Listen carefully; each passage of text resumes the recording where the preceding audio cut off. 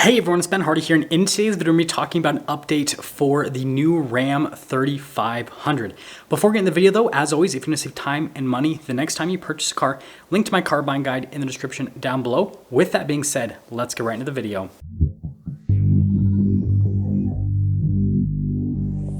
So I already made a video talking about some of the changes for the 2023 model year with the Ram heavy duty trucks.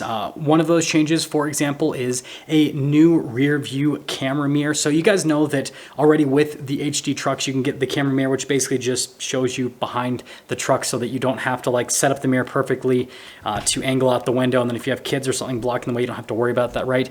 With this new camera mirror system, basically it'll have 3 different possible viewpoints. So you'll be able to see behind you, and then also on your trailer, and then also in the bed as well, all with that camera view. So it should be a pretty cool system. Now, I'm not sure on the exact size on it. I'm not sure if it's gonna be the same size as like a traditional mirror with a truck, but it could potentially be a little bit larger just so that like the viewpoint with each of the angles just makes sense, right?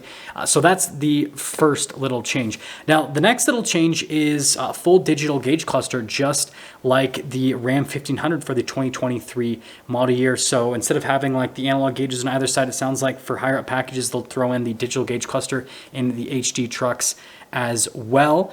And then on top of that, there has been several of these Ram 3500 seen out there with some sort of like weird hood scoop system. We're not exactly sure what that's about yet.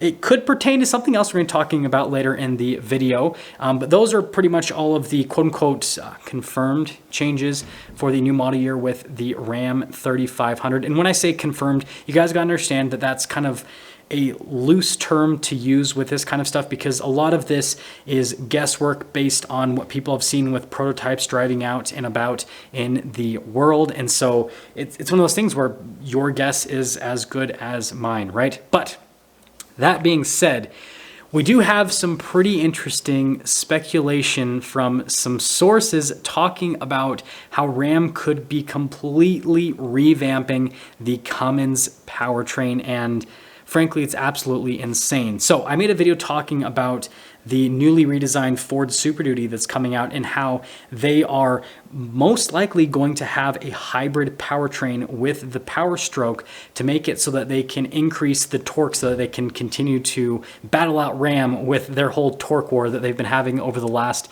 few years. Because at this point, with Ford's powertrain, they're pretty much maxed out in terms of what they can do reliably with that powertrain, still half a warranty on it, frankly. And so that leads over to Ram, because Ram is in a similar situation. Right now, the Cummins is putting out 1,075 pound-feet of torque, 420 horsepower. Again, it's a turbocharged inline-6 diesel engine, and everyone loves the powertrain, but again, 1,075 horsepower stock with a warranty on it. It's pretty much at the limit of what it can hold with still having, while still having a warranty on it. And that's where these changes come into play. So we've got the new Ram 1500 EV that'll be coming out in the next little bit. And so they're kind of borrowing some of the technology that they've learned from that situation. And then also other vehicles like their 4xe powertrain and combining that with the Cummins.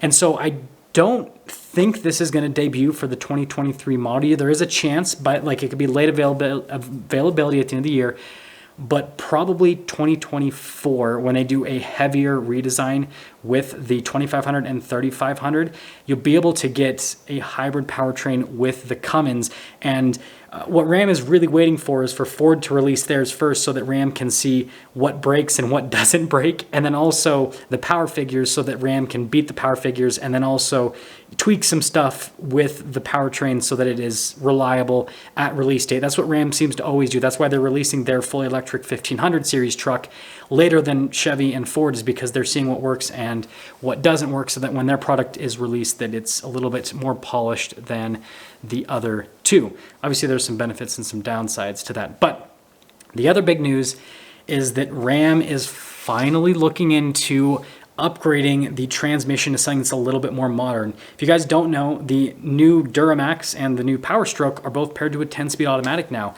And there's a big difference between those transmissions and the 68 RFE and the 6-speed Ison that are used in the Ram currently in terms of how the shifts feel and just how the truck feels overall from an acceleration perspective. Now, obviously the Cummins is never going to feel quite as quick as the Duramax or as the Powerstroke because it's an inline six. It's not a V8 and it has less horsepower. It's more about torque, right? That's what the Cummins has always been about.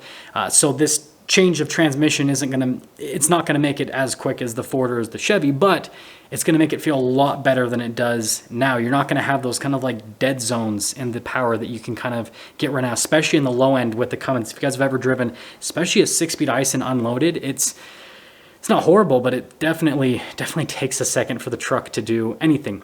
So anyways, if you guys don't know, Ison's actually already developed a 10-speed automatic transmission.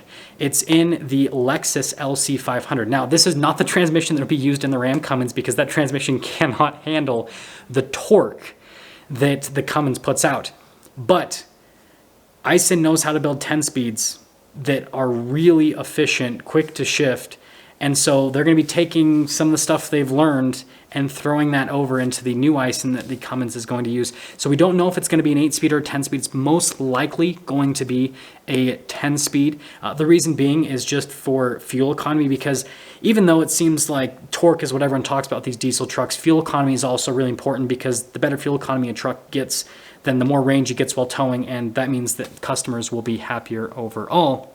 And so, again, there's still a lot of work to be done, and this is definitely on the farther side of speculation, but at the end of the 2023 model year, or potentially for the 2024 model year, we could finally get an upgraded version of the Cummins with a 10-speed automatic and a hybrid system so that the truck overall gets better fuel economy, tows more, has more torque, and it's going to feel quite a bit quicker because, again, that hybrid system is going to make it so that you're going to get that initial punch off the line while everything is spooling up with the turbos on the diesel side of things. And then once that pretty much ends, then you're into the torque with the diesel, and then the off-the-line feel while towing a trailer will be so much better with this overall setup. And so, yeah, I think it's pretty exciting stuff. Now, in terms of the other powertrain that they use in the heavy duties, the 6.4 Hemi, it doesn't sound like they're going to change much with that powertrain. It's already really solid with where it's at because, again, it's paired to an 8-speed automatic now instead of a 6-speed like it used to be.